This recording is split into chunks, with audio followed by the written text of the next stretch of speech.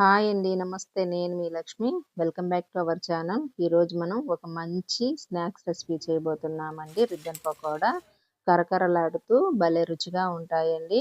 సింపుల్‌గా చేసుకోవచ్చు దీని తయారీ విధానం గూడా.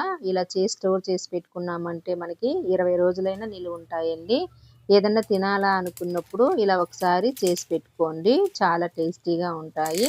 ఇప్పుడు ఇది ఎలా చేయాలో తయారీ విధానం చూద్దాం రండి. ముందుగా ఒక బౌల్‌లోకి జల్లెడ పెట్టుకునేసి 2 కప్పులు బియ్యపు పిండి వేసుకునేయాలి. నేనైతే పెద్ద కప్పుతోనే చేస్తా ఉన్నానండి. కప్ అనేది మీకు నచ్చిన కప్పుతో మెజర్‌మెంట్ పెట్టుకోవచ్చు. అలానే బియ్యపు పిండి కూడా ఇంట్లో ఆడిచ్చిందైనా, బయట మార్కెట్‌లదైనా ఏదైనా పర్లేదు.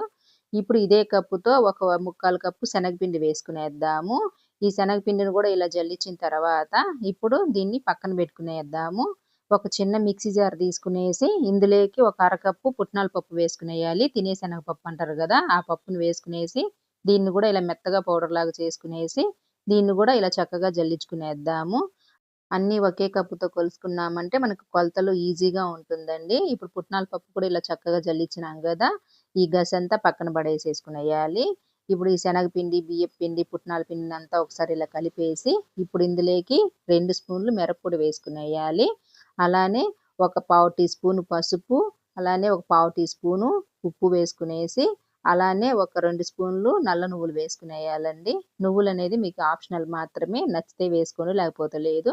ఇప్పుడు ఇందులోనే ఒక అరకప్పు నూనె కూడా కాంచి వేసుకునేద్దాము. నెయ్యైనా, నూనెైనా ఏదైనా వేసుకోవచ్చండి. నేనైతే నూనె వేస్తా ఉండాను. ఇలా నూనె కాంచి వేసిన తర్వాత స్పూన్‌తో ఒకసారి ఇట్లా చక్కగా కలిపేయాలి. నూనె వేడిగా ఉంటుంది కాబట్టి చెయ్యి పెట్టకుండా స్పూన్‌తోనే అంతా కలిపేసి ఇప్పుడు స్పూన్ పక్కన పెట్టుకునేసి పిండిని మొత్తం ఒకసారి ఇలా కలుపుకునేయాలి. పిండిని ఇలా కలుపుకునేయాలండి.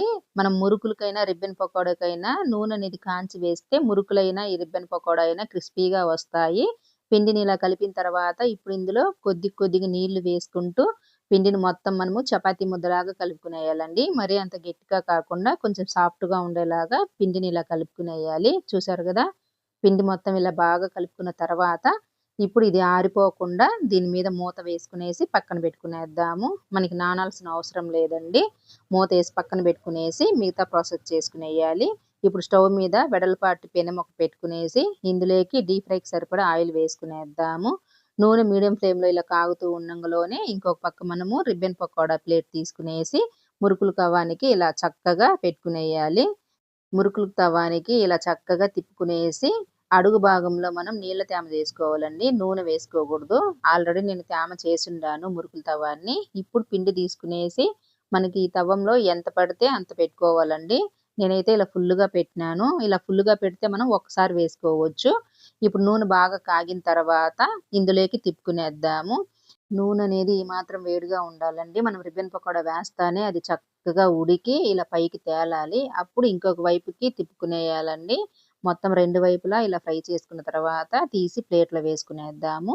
నేను ఇంకొకటి కూడా వేసి చూపిస్తా ఉండాను చూడండి. అలానే మనకి మురుకుల తవ్వంలో పిండి పెట్టినామంటే ఒక్కసారి మాత్రమే తిప్పుకోవచ్చు. రెండోసారి తిప్పేకవ్వదు. అది కూడా చూపిస్తాను చూడండి. ఇప్పుడు మనం నూనెలో 2 సార్లు వేసినాం గదా! ఒకేసారి పిండి పెట్టి 2 సార్లు వేయలేదండి. 2 సార్లు పిండి పెట్టుకున్నాం తవ్వంలో. నేను ఒక్కసారి పెట్టిందే చూపించినాను గదా! రెండోసారి పెట్టింది చూపియలేదు. ఇప్పుడు చూపిస్తా ఉన్నాను చూడండి. నీళ్ళ తేమ చేసుకునేసి ఇలా పిండి పెట్టుకున్నాం గదా! ఇంతే అండి. మనం ఇలా ఒక్కసారి పిండి పెట్టుకునేస్తే ఒక్క మురికే వేయొచ్చు. ఇప్పుడు దీన్ని తీసిన తర్వాత మనం ఇంకొకటి కూడా వేస్తా ఉండాం చూడండి. మొత్తం ఇప్పుడు నేను 3 సార్లు చూపించినాను. రిబ్బన్ పకోడా సైజు పెద్దదొస్తది కాబట్టి మురుకులు తవ్వంలో ఒక్కసారి పిండి పెట్టుకునేస్తే ఒక్క రిబ్బన్ పకోడా వేయొచ్చు. మొత్తం ఇదే మాదిరిగా చేసుకునేయాలండి. పిండినంతా చేసుకున్న తర్వాత చూపిస్తా ఉన్నాను చూడండి. మనకివి కరకరలాడుతూ క్రిస్పీగా భలే రుచిగా ఉంటాయండి.